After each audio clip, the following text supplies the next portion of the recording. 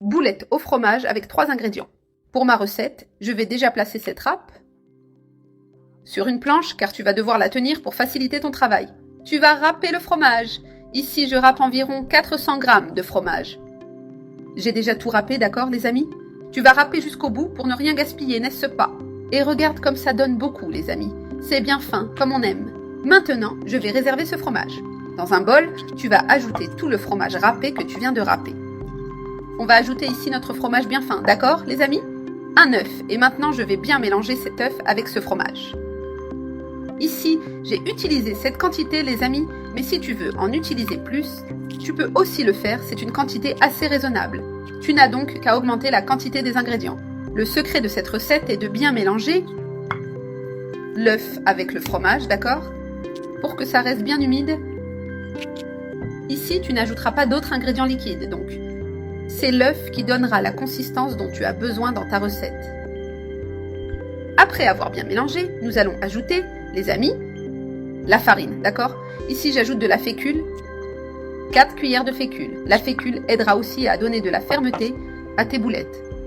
Donc, tu vas faire ce processus ici. Maintenant que j'ai déjà mélangé cette partie, je vais changer et utiliser la main, car la main te donnera plus de structure pour appliquer plus de force et rendre le tout bien uniforme. Et tu continues à mélanger, regarde. C'est très agréable, les amis, de faire cette recette. Chez moi, je la prépare toujours pour le petit déjeuner de mes enfants. Quand je vais recevoir ma famille ici à la maison, j'aime toujours avoir quelque chose à leur offrir. Et ces boulettes sont un vrai délice. Quelque chose que tout le monde aime, d'accord? Alors ne perds pas de temps, fonce, prépare ta recette. Et ce sera la fête chez toi. J'ai bien mélangé ici. Quand cette partie commence à se détacher et que c'est bien propre, d'accord? Dans ton bol ou dans le récipient que tu utilises, c'est que la pâte est prête, les amis. Et un détail, pourquoi j'ai râpé le fromage aussi finement? Regarde, ça donne une pâte bien concentrée, d'accord? Et si les morceaux de fromage sont gros, ce ne sera pas pareil. C'est pour cela qu'il est important de râper le fromage avec la partie la plus fine de la râpe, d'accord?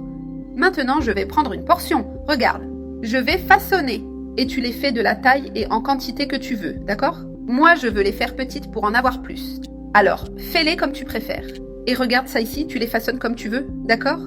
Et ici, je vais faire le reste de la pâte. Les amis, ici, j'ai déjà ajouté l'huile, d'accord?